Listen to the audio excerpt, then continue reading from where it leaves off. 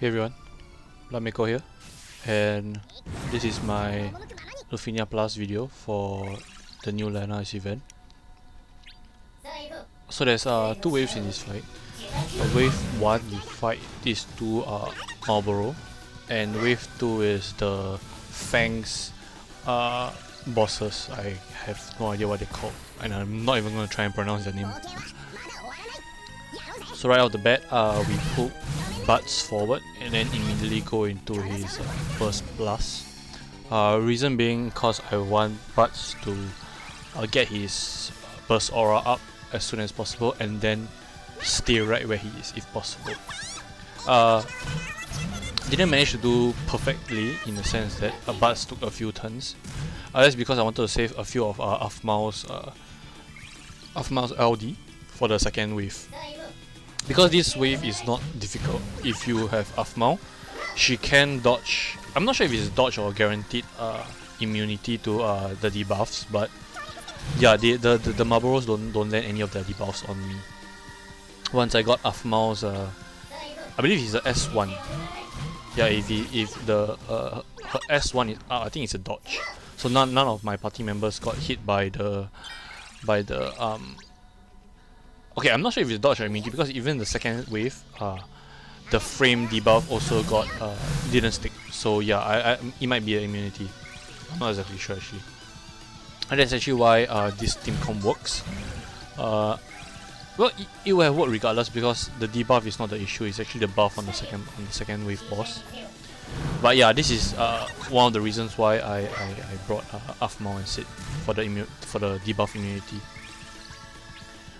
Coming back to what I was saying, I wanted Butts to get his aura up and then stay right there. Wanted to save more of the Afmao's LD for the later part of the fight, so the Malboros actually took a few turns. Because if this was the only wave, then I would have just spammed all out with Sid right here. That's also another one of the reason why you see me using his LD, or rather I was using his LD rather conservatively in the first wave and more aggressively in the second one, and that's the reason why. Because while the first wave bosses, the op countdown is little, their condition is actually pretty simple. It just requires everybody to have 30k brave. Yeah, 30k brave on each of your party members. So if one is missing, then the op will continuously tick down. But if not, then it will just continue ticking up. So yeah, 30k is not a lot, especially with Butts aura up. In fact, it is actually possible to do it without the burst aura. I've done it with one of my tried runs. I was trying Butts, Auron, and Kain. So Kain isn't an issue once he goes into the air. Auron is somewhat of an issue, and Butts most of the time is able to hit the 30k requirement. So there's a few times that for Auron I just use a brave because it counts at the end of your turn, not before your turn. So if at the end of your turn you have 30k brave, then the op will go up. Something interesting is that this op takes down by 1 every time you take a turn. So how it counts is once you take your turn, and let's say at the end of your skill your brave is 0 before the Butts effect. I like to call it the Butts effect. So your turn is 0. The op will actually count that 0 instead of whatever brave you get at the end of it.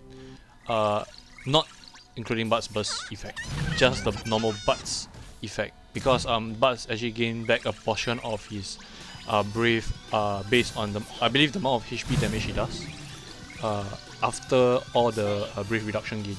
So yeah, so the op takes down before that effect, so you gotta be careful with that. So if you add one turn and it's Butts' turn, then there's a very good chance that after Butts uses his skill, then you will actually trigger the op. So you might have to go into summon or go into burst or something like that.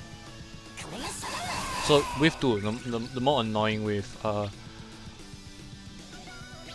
Right, I also opted to do the 1.5 times speed because first wave not an issue. Second wave is also not an issue if you know what you're going into. So after which the fight is just more tedious than anything. So I mean the video is 20 minutes long and most of the fight is pretty standard because we're doing the launch Afmal seed team comp, the launch comp basically. So yeah, pretty straightforward actually.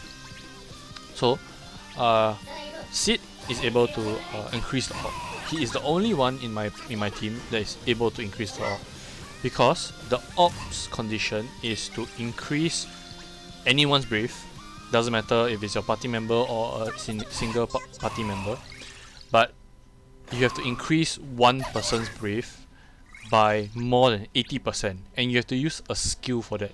So Bud's burst effect doesn't count as a skill. So that's the reason why even though I'm getting cap brave, like there we go, for example, like that, it only counts Sid's brave gain. So the reason why it counts is basically because at the end of the launch, Sid gains back all his brave, and that's what counts towards the op. So yeah, the op, if you are using Sid Reigns, especially with the Afmal combo, and you are using the loop, the infinite loop, it's actually pretty manageable. But the only problem is that you run out of steam before the boss dies. So once in a while, you actually gotta let Buds take a turn, let the boss take a turn, you know, something like that. It is possible to one-shot rush them down if you have 4 stacks of LD, I believe. Or if you manage to get your friend Sid in early, because I only managed to bring him in at about 20-something% mark, and we immediately destroyed them. But we still managed to come out of the summon.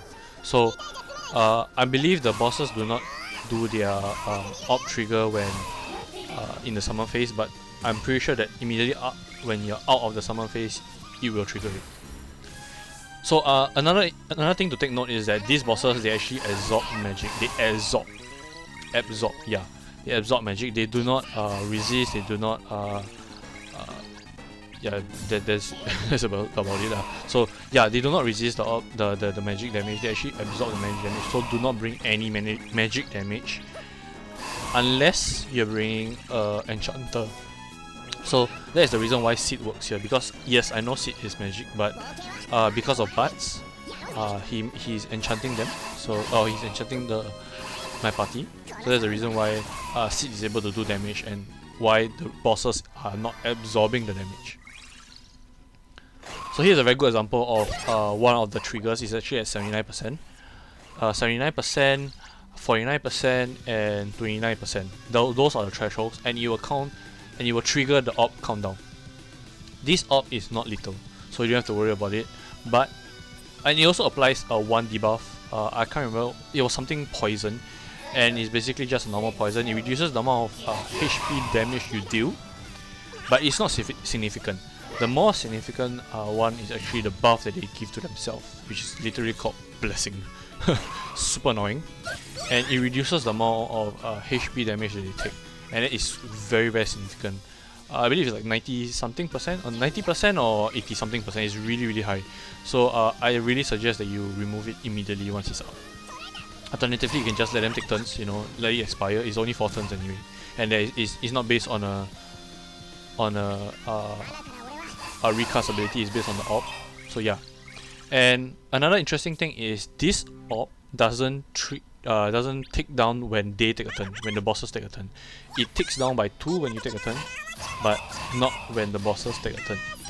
So it is possible to just do a counter team comp. But again, you still have to cleanse, because regardless of what number the op is, at the 3 thresholds, it will always trigger, and then it resets the op count. So yeah, so if it's at 1 and it triggers, then you will go back to 10. So that's the gist of it. Very nice thing is that Afmal is also able to heal. So after the bosses do their damage, then Afmal is able to heal everybody back up. And it's not a lot of damage. Unless you are dumb enough, I would say dumb enough, because that's what happened to me actually, to get broken. Like every single person get broken. No wait, even then you should still be able to live. The only reason why you should not be able to live is if you, for example, you are using the same team clone as me, Bud's burst effect actually expires, and you couldn't get it back up in time. And Sid in Sid's turn and you actually hit the bosses, and instead of breaking them, you actually bring them up to quad 9s. Is it quad? No, way more than that. Well, max brave basically. I believe it's like 5 9s or something like that. So yeah, that's when you definitely die. I'm not exactly sure if hitting them with magic damage actually triggers their attack, or it was because I hit the threshold, but I know that after Sid hit them, the bosses immediately went with the op trigger, and then my team just died. So my friend support, you saw that I brought Balthier. He's just there to remove the blessing thing. Yeah, it's super annoying. So yeah, he's there to remove it, and the reason why I brought him, even though it's not guaranteed, he only removes 3. So it could be any of the 3 from the, I believe it's something supplements, they will buff themselves up. So yeah, make sure that if they have those up, you might want to use another call before Balthier. Another thing that Sid is also able to do is that he's also able to cleanse that blessing. Yeah, Sid does a lot of things. He batteries the party, he actually cleanses all your debuff, and also get rid of any buff that the boss has. So his EX, that EX move, is so busted. Yeah, so right there, the boss actually put his buff back up again. It's the last threshold, 29%, so I decided to ignore it and just focus on one. And it is possible to just focus on one. There's no rage mechanic. You can just burst one down and then immediately focus the other one, because the op trigger is also based on individual bosses threshold. So yeah, you don't have to worry about killing them both together.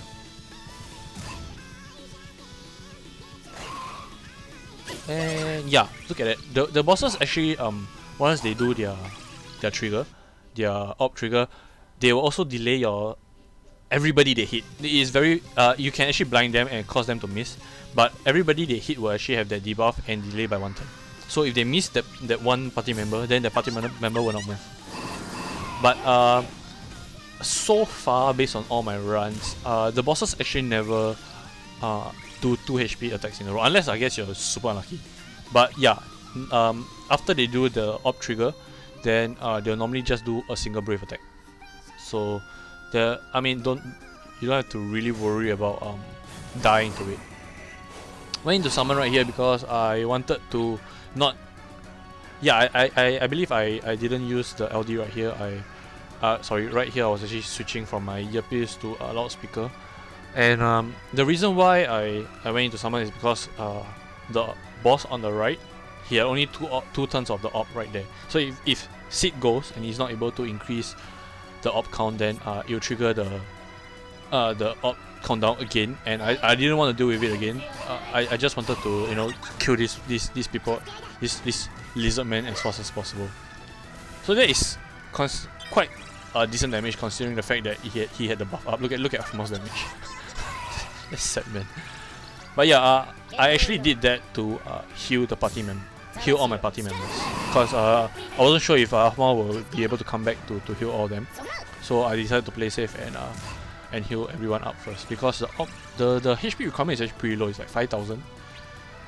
And yeah, you also saw that when I brought my friend's support in, I actually used his EX instead of his LD.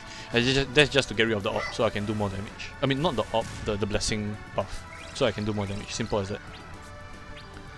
So here we go, the endless Sid loop over and over again in the summon. Nothing really spectacular, just numbers and damage, and Sid launching the bosses into the air, making them flying lizards, stuff like that.